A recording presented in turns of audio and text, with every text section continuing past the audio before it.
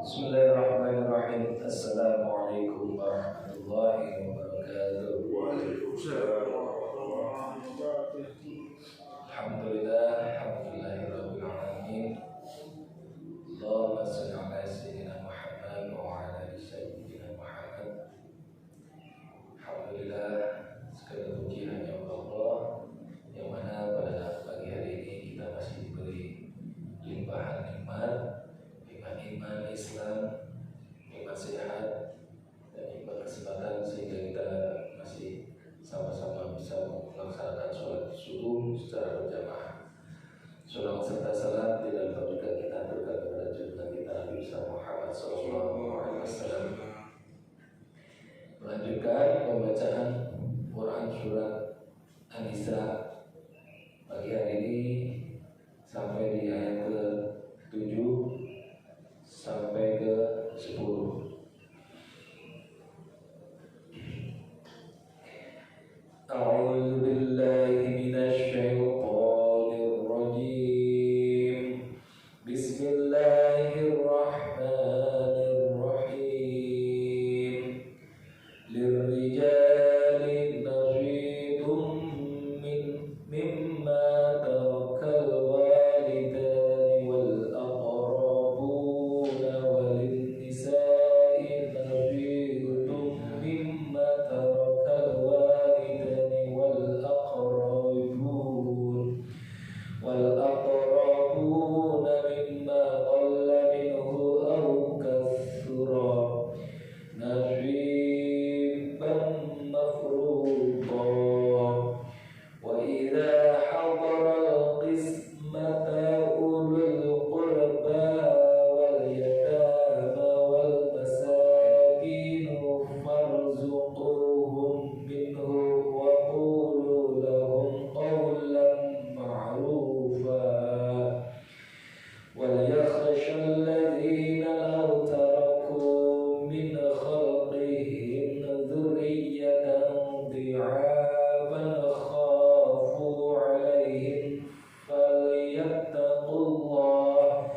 falyattaqullaha wal yaqulu qawlan sadida.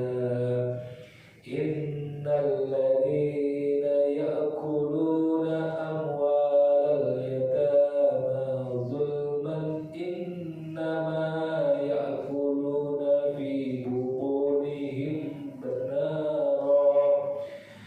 wa sayaslawna sa'ira. Shadaqallahul azim. Bagi laki-laki ada hak bagian dari harta peninggalan ibu bapak dan kerabatnya, dan bagi wanita ada hak bagian pula dari harta peninggalan ibu bapak dan kerabatnya, baik sedikit atau banyak menurut bagian yang telah ditetapkan. Dan apabila sewaktu pembagian itu hadir kerabat, anak yatim dan orang miskin, maka berilah mereka dari harta itu sekadarnya, dan ucapkanlah kepada mereka perkataan yang baik. Dan hendaklah takut kepada Allah orang-orang yang seandainya meninggalkan di belakang mereka anak-anak yang lemah, yang mereka khawatir terhadap kesejahteraan mereka. Oleh sebab itu, hendaklah mereka bertakwa kepada Allah, dan hendaklah mereka mengucapkan perkataan yang benar. Sesungguhnya orang-orang yang memakan harta anak yatim secara zalim, sebenarnya mereka itu menelan api sepenuh perutnya, dan mereka akan masuk ke dalam api yang menyala-nyala, neraka. Maha benar Allah dengan segala firman-Nya. Sa'id bin Jubair dan Qatadah berkata, dahulu orang-orang musyrik memberikan hartanya hanya kepada laki-laki dewasa, serta tidak memberikan hak waris kepada kaum wanita dan anak-anak.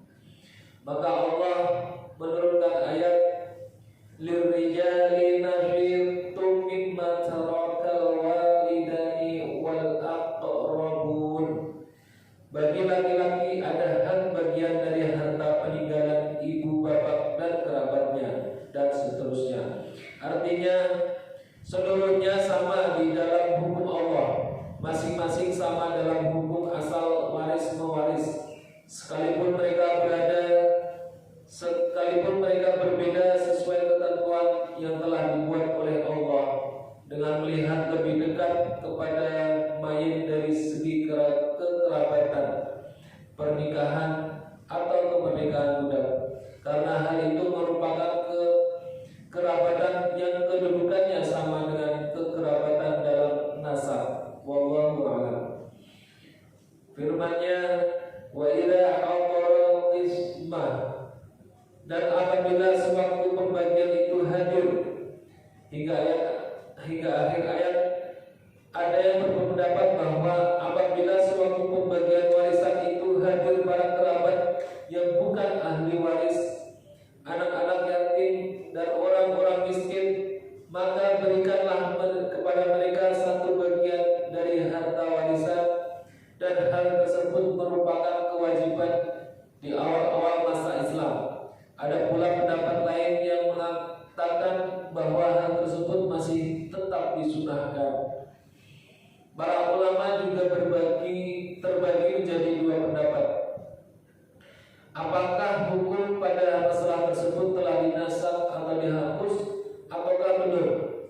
Al-Bukhari meriwayatkan dari Ibnu Abbas, dia berkata tentang ayat ini, ia adalah ayat muhkamat atau hukumnya tetap berlaku dan tidak dinasakh.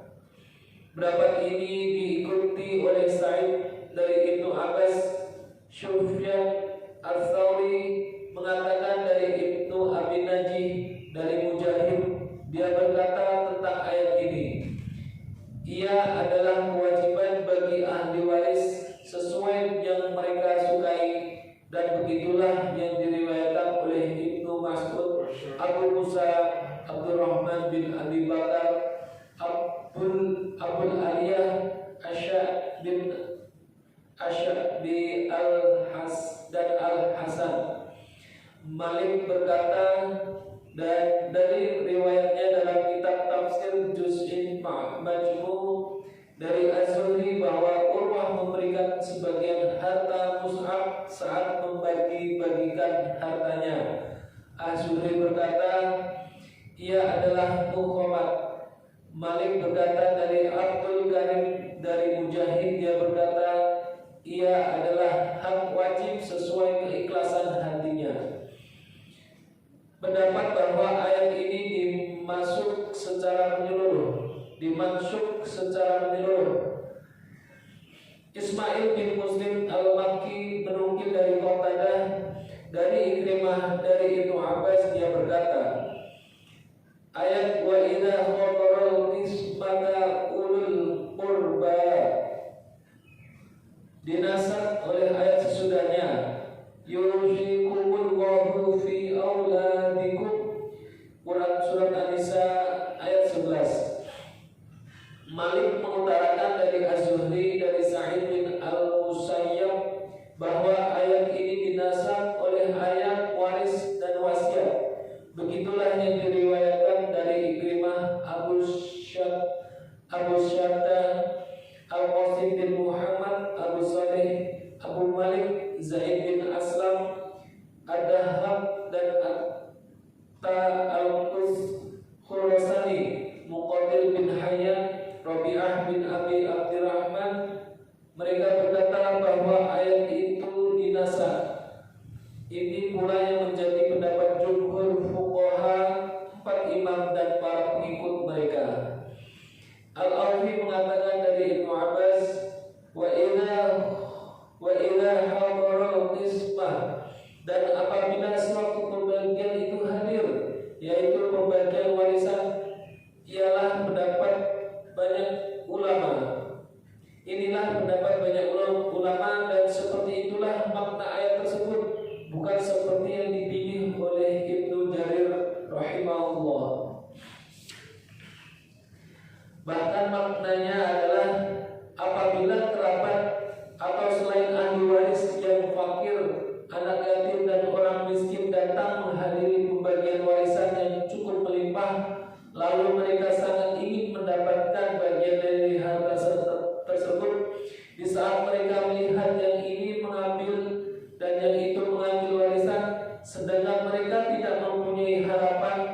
tidak ada sesuatu pun yang diberikan kepada mereka, maka Allah memerintahkan agar memberikan sebagian kecil dari harta itu kepada mereka sebagai perbuatan baik, sedekah, sikap murah hati, dan menutup kemungkinan sakit hati mereka.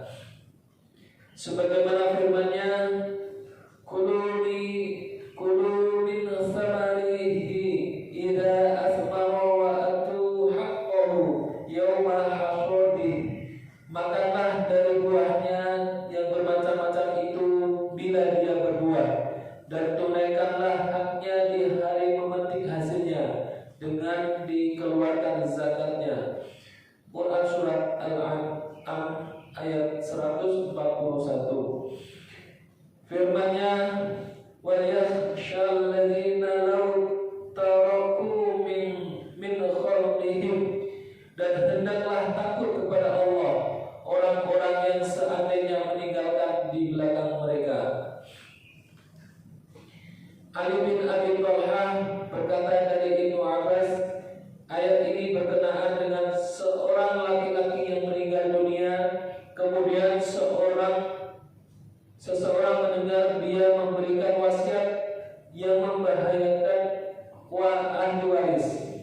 Maka Allah Subhanahu wa taala memerintahkan orang yang mendengarnya itu untuk bertakwa kepada Allah serta membimbing dan mengarahkannya pada kebenaran. Maka hendaklah dia berusaha menjaga ahli waris orang tersebut sebagaimana dia senang melakukannya untuk ahli warisnya sendiri apabila dia takut mereka disia-siakan. Demikianlah pendapat Mujahid dan para ulama lainnya. Di dalam As-Sahihain dinyatakan bahwa Rasulullah SAW saat menjenguk Sa'ad bin Abi Waqqas, beliau ditanya, "Ya Rasulullah, sesungguhnya aku memiliki banyak harta dan tidak memiliki ahli waris kecuali seorang anak putri. Apakah boleh aku bersedekah 2/3 hartaku?" Maka Rasulullah menjawab, "Tidak." Dia bertanya, "Setengahnya?" Beliau menjawab, "Tidak." Dia bertanya lagi, "Bagaimana 1/3?" Beliau pun menjawab, "Ya, 1/3 boleh, dan 1/3 itu cukup banyak." Kemudian Rasulullah SAW bersabda, "Sesungguhnya kamu tinggalkan keturunanmu dalam keadaan cukup adalah lebih baik daripada engkau tinggalkan mereka miskin meminta-minta kepada orang lain." Hadis riwayat Al-Bukhari dan Muslim.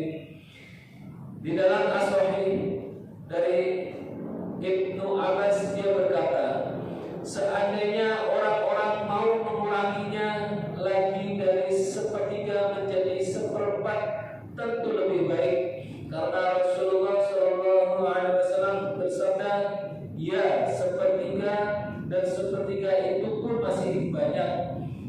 Para fuqaha berpendapat jika ahli waris kaya, maka dianjurkan bagi orang yang akan wafat untuk menyempurnakan 1/3 wasiatnya. Namun jika ahli waris itu miskin, maka dianjurkan untuk mengurangi wasiat sehingga tidak lebih dari 1/3. Adapun maksud perintah bertakwa pada ayat ini, "Falyattaqullah," oleh sebab itu hendaklah mereka bertakwa kepada Allah, adalah di dalam memelihara harta anak-anak yatim, yaitu sebagaimana firman-Nya, "Wala ta'kuluha israfan wa bidara," dan janganlah kamu makan harta anak yatim lebih dari batas kepatutan, dan janganlah kamu tergesa-gesa membelanjakannya. Demikian yang dituturkan oleh Ibnu Jarir dari jalan Al-Aufi dari Ibnu Abbas, dan ini pendapat yang baik. Maka itu setelah ayat ini Allah melanjutkan dengan firman-Nya, "Innal ladzina ya'kuluna amwalal yatama zulman innama ya'kuluna fi butunihim nara wa sayaslawna sa'ira." Sesungguhnya orang-orang yang memakan harta anak yatim secara zalim, sebenarnya mereka itu menelan api